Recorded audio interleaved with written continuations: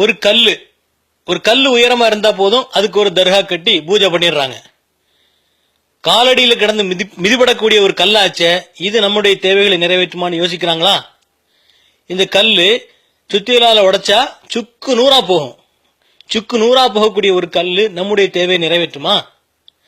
அறிவுள்ளவர்கள் செய்யக்கூடிய செயலா இது? இது ஒரு மரம் நீளமா இருந்தா போதும் அதுக்கு பாத்திய ஓதி பிரசாதம் கொடுக்க ஆரம்பிச்சிடுறாங்க.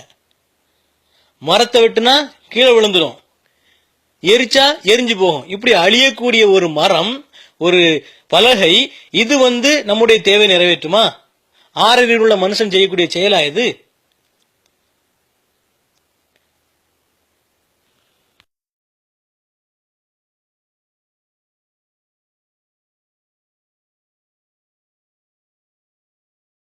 கிளி, குதிரை, கழுத, யானைன்னு ஒண்ணு விடாம எல்லாத்துக்கும் தர்கா.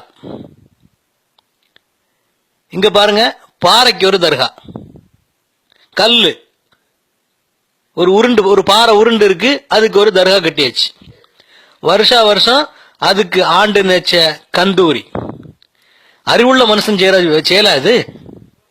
அல்லாஹ்வை மட்டுமே வணங்க வேண்டும், அவனை தவிர வேறு எவரையும் எதனையும் வணங்கக்கூடாது என்ற இஸ்லாமிய அடிப்படையை தூக்கி வீசிட்டு கண்ணில் கண்டதையெல்லாம் வழிபட்டு வருகிறார்கள், தங்களையும் முஸ்லீம்கள் என்று சொல்லக்கூடிய சிலர்.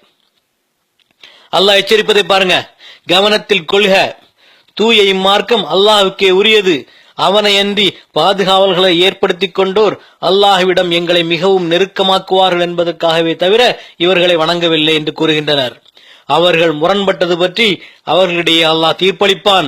தன்னை மறுக்கும் பொய்யனுக்கு அல்லாஹ் நேர்வழி காட்ட மாட்டான் என்று அல்லாஹ் தஆலா குர்ஆனிலே குறிப்பிடுகிறான்.